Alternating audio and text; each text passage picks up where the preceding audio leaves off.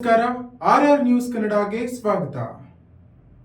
ಬೆಂಗಳೂರು ಗ್ರಾಮಾಂತರ ಜಿಲ್ಲೆಯ ಹೊಸಕೋಟೆಯಲ್ಲಿ ಅವಿಮುಕ್ತೇಶ್ವರ ಸ್ವಾಮಿ ದೇವಾಲಯದ 125ನೇ ವರ್ಷದ ಬ್ರಹ್ಮ ರಥೋತ್ಸವ ಭಕ್ತಿ ಮತ್ತು ಸಂಭ್ರಮದ ನಡುವೆ ಅದ್ದೂರಿಯಾಗಿ ನಡೆಯಿತು. ನೂತನವಾಗಿ ನಿರ್ಮಿಸಲಾದ ಭವ್ಯ ರಥೋತ್ಸವಕ್ಕೆ ಶಾಸಕ ಶರತ್ ಬಚ್ಚೇಗೌಡ ಚಾಲನೆ ನೀಡಿದ್ದು, ಸಾವಿರಾರು ಭಕ್ತರು ಜಯಘೋಷದ ನಡುವೆ ರಥವನ್ನು ಎಳೆಯುವ ಮೂಲಕ ಭಕ್ತಿ ಭಾವವನ್ನು ವ್ಯಕ್ತಪಡಿಸಿದರು.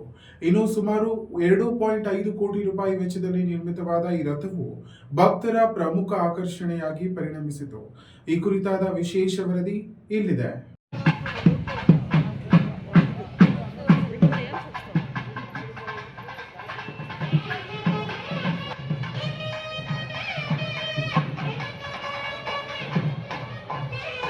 ಹೊಸಕೋಟೆಯಲ್ಲಿ ಅವಿಮುಕ್ತೇಶ್ವರ ಸ್ವಾಮಿ 125ನೇ ಬ್ರಹ್ಮ ರಥೋತ್ಸವ ಅದ್ದೂರಿ. ನೂತನ ರಥೋತ್ಸವಕ್ಕೆ ಶಾಸಕ ಶರತ್ ಬಚ್ಚೇಗೌಡ ಚಾಲನೆ. ಭಕ್ತರ ಜಯಘೋಷದ ನಡುವೆ ರಥ ಎಳೆದ ಸಾವಿರಾರು ಭಕ್ತರು. ಹೌದು, ಹೊಸಕೋಟೆ ನಗರದ ಇತಿಹಾಸ ಪ್ರಸಿದ್ಧ ಅವಿಮುಕ್ತೇಶ್ವರ ಸ್ವಾಮಿ ದೇವಾಲಯದಲ್ಲಿ 125ನೇ ವರ್ಷದ ಬ್ರಹ್ಮ ರಥೋತ್ಸವ ಅದ್ದೂರಿಯಾಗಿ ನಡೆಯಿತು. ನೂತನವಾಗಿ ನಿರ್ಮಿಸಲಾದ ಭವ್ಯ ರಥೋತ್ಸವಕ್ಕೆ ಶಾಸಕ ಶರತ್ ಬಚ್ಚೇಗೌಡ ಚಾಲನೆ ನೀಡಿ ಧಾರ್ಮಿಕ ಕಾರ್ಯಕ್ರಮಕ್ಕೆ ಮತ್ತಷ್ಟು ಮೆರುಗು ತಂದರು. ರಥೋತ್ಸವದ ವೇಳೆ ಭಕ್ತರ ಜಯಘೋಷ ಗಗನಕ್ಕೇರಿದ್ದು, ಸಾವಿರಾರು ಭಕ್ತರು ಭಕ್ತಿಭಾವದಿಂದ ರಥವನ್ನು ಎಳೆಯುವ ಮೂಲಕ ಸ್ವಾಮಿಯ ಕೃಪೆಗೆ ಪಾತ್ರರಾದರು. ಸುಮಾರು 2.5 ಕೋಟಿ ರೂಪಾಯಿ ವೆಚ್ಚದಲ್ಲಿ ನಿರ್ಮಿಸಲಾದ ಈ ನೂತನ ಬ್ರಹ್ಮ ರಥೋತ್ಸವವು ಈ ಭಾಗದ ಭಕ್ತರಲ್ಲಿ ವಿಶೇಷ ಆಕರ್ಷಣೆಯಾಗಿ ಪರಿಣಮಿಸಿದೆ. ಈ ಸಂದರ್ಭದಲ್ಲಿ ಮಾತನಾಡಿದ ಶಾಸಕ ಶರತ್ ಬಚ್ಚೇಗೌಡ, ಧಾರ್ಮಿಕ ಆಚರಣೆಗಳು ನಮ್ಮ ಸಂಸ್ಕೃತಿಯ ಪ್ರತೀಕವಾಗಿದ್ದು, ಸಮಾಜದಲ್ಲಿ ಏಕತೆ ಮತ್ತು ಸೌಹಾರ್ದತೆಯನ್ನು ಬಲಪಡಿಸುತ್ತವೆ ಎಂದು ಹೇಳಿದರು. ಹೊಸಕೋಟೆ ತಾಲೂಕಲ್ಲಿ ಐತಿಹಾಸಿಕವಾದಂಥ ಚೋಳರ ಕಾಲದಲ್ಲಿ ಪ್ರತಿಷ್ಠಾಪನೆ ಆಗಿರ್ತಕ್ಕಂಥ ಅವಿಮುಕ್ತೇಶ್ವರ ಸ್ವಾಮಿಯ ಬ್ರಹ್ಮರಥೋತ್ಸವ ಮತ್ತು ಸಾಯಂಕಾಲ ದ್ರೌಪದಮ್ಮನ ಕರಗ ಮಹೋತ್ಸವದ ಕಾರ್ಯಕ್ರಮಗಳನ್ನ ಇವತ್ತು ಬುದ್ಧ ಪೂರ್ಣಿಮೆ ಅಂದು ನಮ್ಮ ತಾಲೂಕಲ್ಲಿ ಆಚರಣೆ ಮಾಡ್ಕೊಂಡು ಬಂದಿರತಕ್ಕಂಥದ್ದು ಸಂಪ್ರದಾಯ. ಈ ಬಾರಿ ವಿಶೇಷವಾಗಿ ಸುಮಾರು 106 ವರ್ಷಗಳ ನಂತರ ಏನು ಇಲ್ಲಿ ನೂತನವಾದಂಥ ತೇರನ್ನ ಇವತ್ತು ತಂದು ಆ ತೇರಿನ ಪ್ರದಕ್ಷಿಣೆ ಇವತ್ತು ನಗರನ ನಾವು ಮಾಡ್ತಾ ಇದ್ದೀವಿ. ಇವತ್ತು ಉತ್ಸವ ಮೂರ್ತಿನ ತಗೊಂಡು ಇವತ್ತು ವಿಶೇಷವಾಗಿ ದೊಡ್ಡ ಸಂಖ್ಯೆಯಲ್ಲಿ ಭಕ್ತಾದಿಗಳೆಲ್ಲರೂ ಕೂಡ ಇಲ್ಲಿ ಬಂದು ಈ ಒಂದು ಕಾರ್ಯಕ್ರಮದಲ್ಲಿ ಭಾಗವಹಿಸ್ತಾ ಇದ್ದಾರೆ.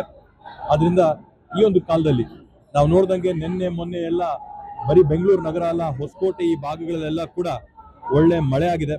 ಅದರಿಂದ ದೇವರ ಆಶೀರ್ವಾದ, ದೇವರ ಒಂದು ಪ್ರಸಾದ ಎಲ್ಲರ ಮೇಲೂ ಕೂಡ ಇರಲಿ. ಈ ವರ್ಷ ಒಳ್ಳೆ ಮಳೆ ಬೆಳೆ ಆಗಿ ಎಲ್ಲ ರೈತರು ಬೆಳೆ ಬೆಳೆಯುವಂಥವ್ರು ಎಲ್ಲರೂ ಕೂಡ ಸುಭಿಕ್ಷವಾಗಿರಲಿ ಅಂತ ಈ ಒಂದು ಸಂದರ್ಭದಲ್ಲಿ ಹರ್ಷಿಸ್ತಾ, ಏನು ನಾವು ಕಳೆದ ಬಾರಿ ಮಾತು ಕೊಟ್ಟಿದ್ವಿ, ನೂತನವಾದಂಥ ರಥನ ನಗರಕ್ಕೆ ಮತ್ತು ಅವಿಮುಕ್ತೇಶ್ವರ ಸ್ವಾಮಿಗೆ ನಾವು ಅರ್ಪಣೆ ಮಾಡ್ತೀವಿ ಅಂತೇಳಿ ಆ ಒಂದು ಸಂಕಲ್ಪನ ಇವತ್ತು ನಾವು ಈಡೇರಿಸಿದ್ದೀವಿ. ದೇವರು ಆ ಒಂದು ಶಕ್ತಿ ಕೊಟ್ಟು ದೇವರ ಒಂದು ಸೇವೆ ಮಾಡೋಂಥ ಒಂದು ಅವಕಾಶನ ದೇವರು ಇವತ್ತು ನಮಗೆ ಕಲ್ಪಿಸ್ಕೊಟ್ಟಿದ್ದಾರೆ. ಅವಿಮುಕ್ತೇಶ್ವರ ಸ್ವಾಮಿ ಇವತ್ತು ಕಲ್ಪಿಸ್ಕೊಟ್ಟಿದ್ದಾರೆ.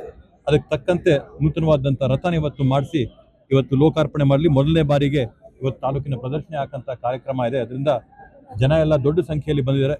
ಎಲ್ಲ ಭಕ್ತಾದಿಗಳಿಗೂ, ರಾಜ್ಯದ ಸಮಸ್ತ 7 ಕೋಟಿ ಕನ್ನಡಿಗರಿಗೂ ಕೂಡ ಎಲ್ಲರಿಗೂ ಒಳ್ಳೆಯದಾಗಲಿ, ದೇವರ ಆಶೀರ್ವಾದ ಅವರ ಮೇಲಿರಲಿ ಅಂತೇಳಿ ಈ ಸಂದರ್ಭದಲ್ಲಿ ಮನಸ್ಪೂರ್ವಕ ಆಸ್ತೀನಿ. ರಥೋತ್ಸವದಲ್ಲಿ ಭಾಗವಹಿಸಲು ಬಂದ ಸಾವಿರಾರು ಭಕ್ತರಿಗೆ ಸ್ಥಳೀಯ ಉದ್ಯಮಿ ಹಾಗೂ ಅವಿಮುಕ್ತೇಶ್ವರ ಗೆಳೆಯರಾದ ಗಂಗಾಧರ್ ಶೆಟ್ಟಿ ಅವರಿಂದ ಅನ್ನ ಸಂತರ್ಪಣೆ ವ್ಯವಸ್ಥೆ ಮಾಡಲಾಗಿತ್ತು. ನನ್ನ ಮೊದಲಿಗೆ ಹೊಸಕೋಟೆ ತಾಲೂಕಿನ ಸಮಸ್ತ ಜನತೆಗೆ ಅವಿಮುಕ್ತೇಶ್ವರ ಸ್ವಾಮಿ ಬ್ರಹ್ಮರಥೋತ್ಸವ ಹಾಗೂ ದ್ರೌಪದಮ್ಮ ದೇವಿ ಕರಗ ಮಹೋತ್ಸವ ಶುಭಾಶಯಗಳನ್ನು ಕೋರುತ್ತೇನೆ. ಈ ಬಾರಿ ನಾವು ಪ್ರತಿ ವರ್ಷದಂತೆ ಈ ಬಾರಿಯೂ ಸಹ 20,000 ಜನಕ್ಕೆ ವಿಲಾಸವನ್ನು ಏರ್ಪಡಿಸುತ್ತೇವೆ. ಪ್ರತಿ ವರ್ಷದಂತೆ ನಾವು ಇದೇ ಸಲ ಮಾಡ್ತಿದ್ವಿ. ಈ ಸಲ ಏನು ವಿಜೃಂಭಣೆ ಅಂತ ಹೇಳಿದ್ರೆ, ನಮಗೆ ಹೊಸ ತೇರನ್ನು ಮಾನ್ಯ ಶಾಸಕರು ಹಾಗೂ ಬೆಂಗಳೂರಲ್ಲಿ ಕುಟುಂಬದವರು ಮಾಡಿಕೊಟ್ಟಿದ್ದಾರೆ. ತುಂಬಾ ವಿಜೃಂಭಣೆಯಿಂದ ಬಂದಿದೆ ನಮ್ಮ ತೇರು. ಈ ಸಲ ನೀವೇ ನೋಡ್ಬೋದು, ತುಂಬಾ ಆಕರ್ಷಣೆಯಾಗಿದೆ ಅದು ತೇರು.